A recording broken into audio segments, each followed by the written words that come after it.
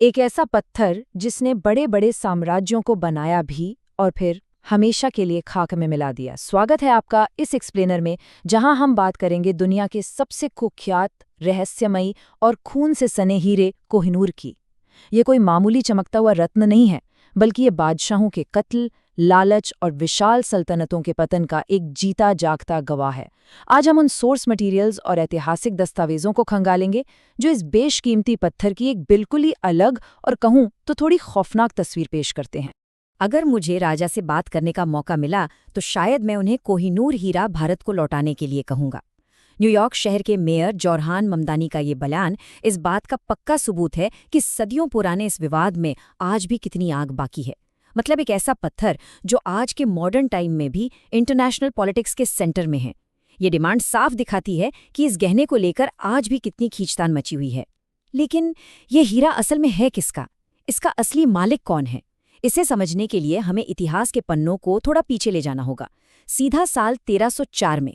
जरा उस वक्त की कल्पना कीजिए। गोलकुंडा में कृष्णा नदी के कीचड़ भरे किनारे कुछ मजदूर खुदाई कर रहे हैं और तभी जमीन के गहरे अंधेरे से एक सख्त, बिना किसी आकार का पत्थर निकलता है। इसकी चमक इतनी तेज थी कि सीधे आंखों को चूंधिया दे। उस दौर में ये इतना चमत्कारी लग रहा था कि वहां के लोगों ने इसे सीधे देवता का आंसू मान लिया।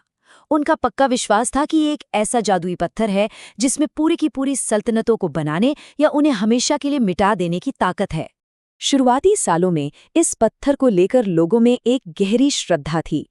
दक्षिण भारत के हिंदू राजाओं का ये अटल विश्वास था कि जब तक ये हीरा सुरक्षित है, उनके राज्य पर कोई आंच नहीं आ सकती। काकतीय वंश ने तो इसे देवी भद्रकाली की मूर्ति की आंख में जड़वा दिया था। इसे रोज पूजा जाता, पूरा सम्मान दिया जाता, लेकिन इसे कभी मानवीय हाथों से छुआ नहीं गया। एक अलग ही तरह का खौफ और श्रद्धा थी इसे लेकर। पर शांति का ये दौर ज्यादा लंबा नहीं चला। 14वीं शताब्दी में जब दिल्ली सल्तनत के अलाउद्दीन खिलजी की सेनाओं ने हमला किया तो वो सारी श्रद्धा चकनाचूर हो गई और यहीं से ये हीरा एक पवित्र धार्मिक वस्तु से घिरकर एक क्रूर सुल्तान की लूटी हुई संपत्ति बन गया। अब कहानी आगे बढ़ती है 1526 के पानीपत के युद्ध की तरफ।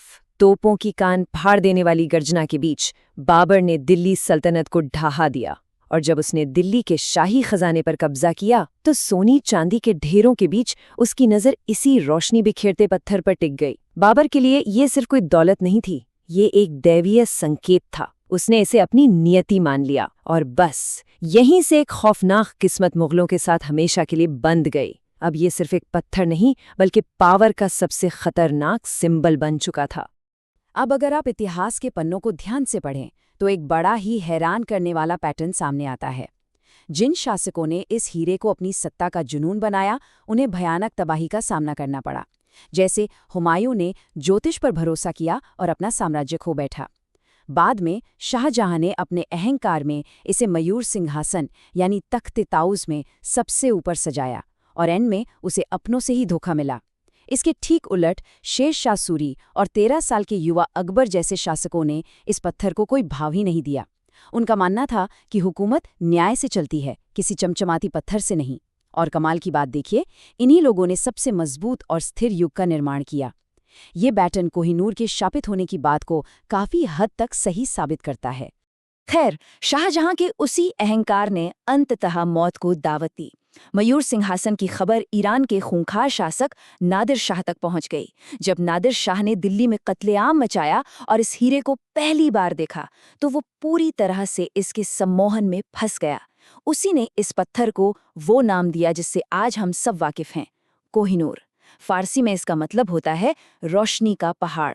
लेकिन विडंबना देखिए, रोशनी के इस पहाड़ ने इसके मालिकों की जिंदगी में सिर्फ और सिर्फ घना अंधेरा ही भरा।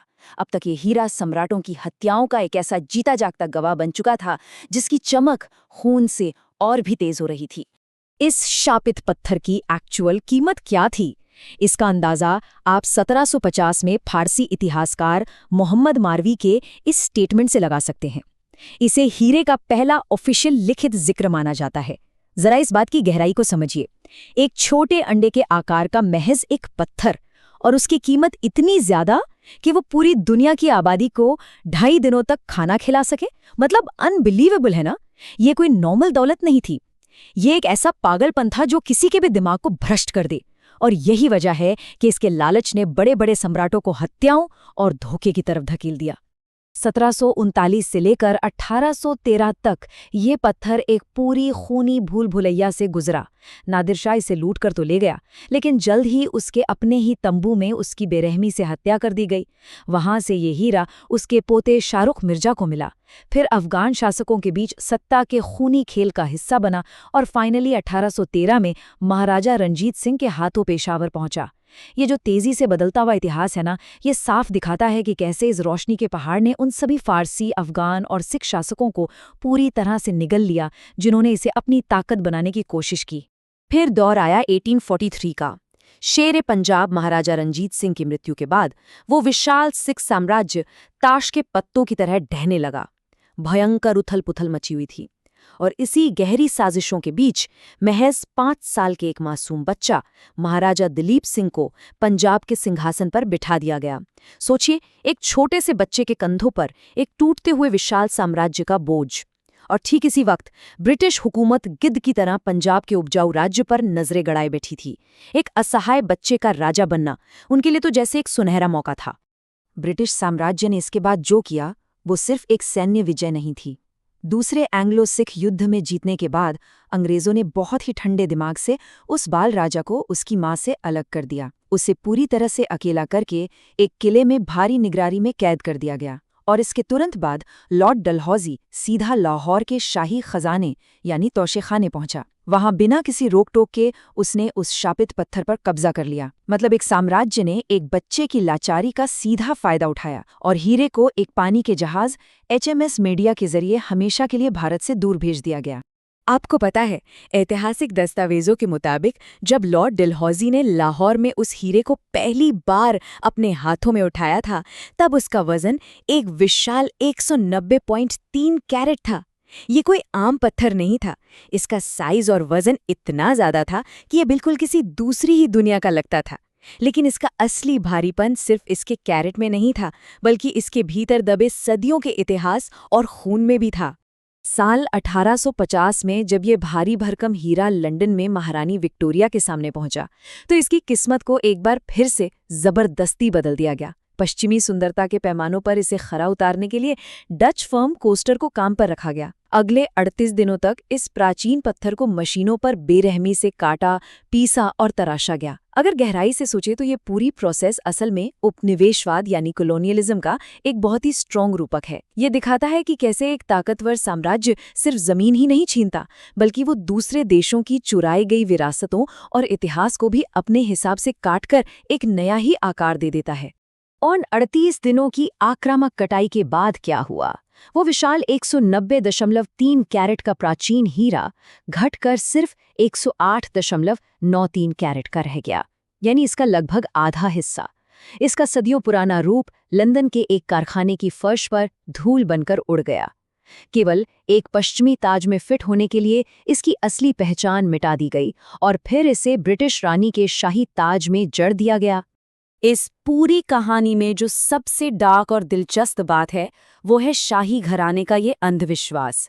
सोचिए, दुनिया का सबसे ताकतवर ब्रिटिश साम्राज्य, जिसने अपनी सेना से आधी दुनिया पर राज किया, वो असल में एक पत्थर के शाप से बुरी तरह डरा हुआ था।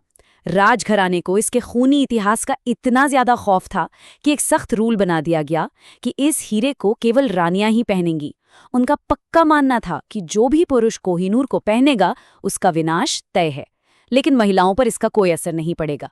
मतलब विज्ञान और तर्क की बात करने वाला साम्राज्य भी कोहिनूर के खौफ से बच नहीं पाया। और इसी उलझे हुए खूनी इतिहास की वजह से आज भी ये कानूनी और कूटनीतिक लड़ाई जारी है।